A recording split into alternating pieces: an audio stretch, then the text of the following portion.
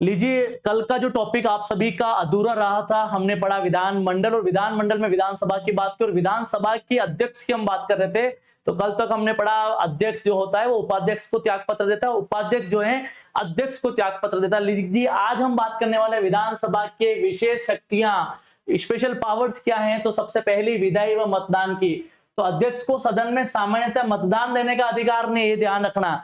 लेकिन जब बराबर हो जाए वोट तो उस वोटिंग का इंपोर्टेंस तब बढ़ जाती है जब उसका खुद का वोट एक निर्णायक मत हो, तब बात अध्यक्ष अपना वोट का प्रयोग कर सकता है। फिर बात करते हैं सदन को संचालन का। ये अध्यक्ष की जिम्मेदारी है कि बैठकों के अंदर अध्यक्षता करना, शांति बनाए रखना, अनुशासन बनाए रखना। इसलिए बार बार अध्यक्ष महोदय कहते हैं आप बैठिए, आप उठिए, आप बोलिए, आप मत बोलिए, ऐसे मत कीजिए, वैसे मत कीजिए।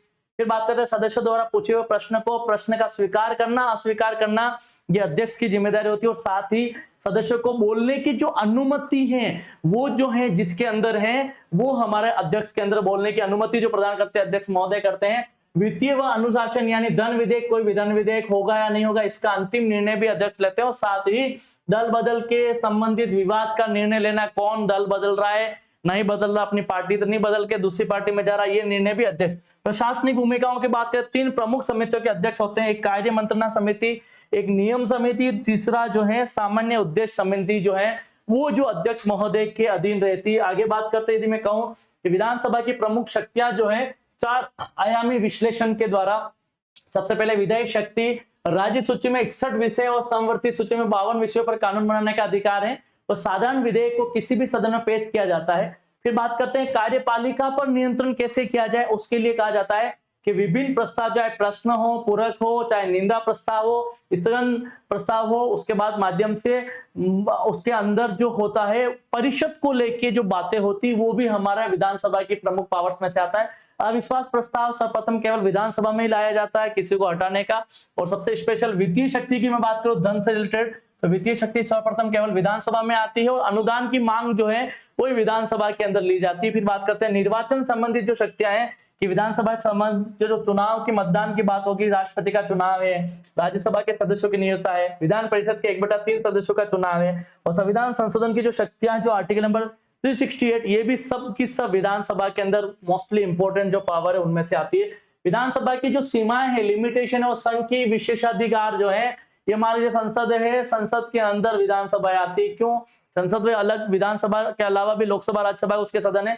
इसके अंडरटेकिंग कैसे, आपातकाल की स्थिति के अंदर विधानसभा में क्या होगा, तो आपातकाल की स्थिति में राज्य सूची के विषयों पर संसद कानून बना सकता है। और कार्यपालिका के विस्तार की बात करूं तो कार्यपालिका में आपातकाल में संसद जो है विधानसभा का कार्यकाल 1 वर्ष बढ़ाकर, एक बार में 1 वर्ष बढ़ाया जा सकता है। ये सामान्यतः वैसे 5 वर्ष होता है, लेकिन इसको बढ़ाने की जिम्मेदारी संसद के पास है। ये संसद को लेकर, विधानसभा को लेकर जो कानून है उसकी बात की जा रही है। फिर राज्यसभा का विशेषाधिकार, आर्टिकल नंबर 243, यदि राज्यसभा अपने 2/3 बहुमत से प्रस्ताव पारित कर दे तो राज्य सूची के अंदर किसी भी विषय पर संसद कानून बनाया जा सकता है। ये बहुत बड़ी बात जो आपने यहाँ पर सीखी। आगे बात करते हैं राष्ट्रपति का, बात कर रहे हैं इसका पूर्व जो अनुमति होगी, जो इनको अप्रूवल मिलेगा, विशेष राज्य विधेयक को पेश करने में पूर्व राष्ट्रपति की पूर्व अनुमति की आवश्यकता है। उदाहरण के लिए अंतरराज्यीय व्यापार करना, वाणिज्य के संबंधित जो बात होती है वो इसी आर्टिकल के माध्यम से होती है। फिर आगे बात करते हैं, यदि मैं कहूं कि राजस्थान विधानसभा में प्रतियोगी परीक्षाओं के लिए जो विशेष तथ्य रही है वो रहे कि अध्यक्ष को हटाने का जो प्रस्ताव है, अब तक 6 बार अध्यक्ष को हटाने का प्रस्ताव लाए हैं, परंतु अब भी एक भी पारित नहीं हुआ है।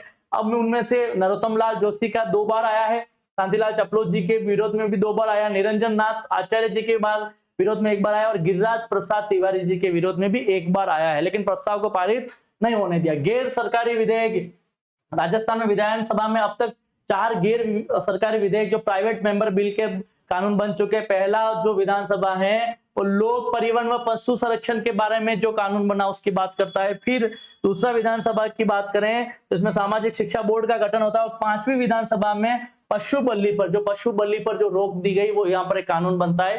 फिर एंग्लो इंडियन जो मनोनयन होता था, प्रावधान था 333 के तहत एक एंग्लो इंडियन सदस्य की मनोनयन होना, वो वर्तमान स्थिति में जनवरी 2020 से इस व्यवस्था को संविधान संशोधन के द्वारा समाप्त किया गया। ये सारे फैक्ट आपको बड़ी तरीके से आपको समझाना जा रहा है। त्वरित रिवीजन के लिए जो राज्य की व्यवस्थापिका है वो अपन को समझना है। इसकी जो उत्पत्ति है भारतीय संविधान के भाग नंबर 6 आर्टिकल नंबर 168 से 212 तक की व्यवस्था राज्य के अंदर की बात है।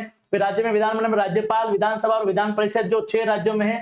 फिर संरचना की बात करें तो 170 सीटों की बात करें तो अधिकतम जो है 500 है, न्यूनतम 60 है। राजस्थान में 200 सीटें हैं। फिर आर्टिकल नंबर 170 के अंदर जो लिखा है वो विधानसभा के बारे में लिखा है। 173 में जो है समयावधि की बात करें तो विधानसभा के सदस्य के लिए 25 वर्ष होती हैं।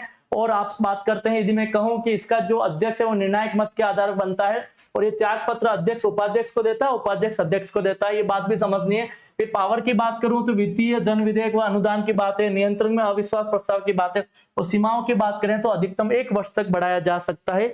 ये बात हमें समझनी। बिल्कुल आज तक यहाँ का टॉपिक हम खत्म करते हैं, लेकिन जुड़िएगा इस संस्थान से, इस चैनल से। Thank you so much, wish you all the best.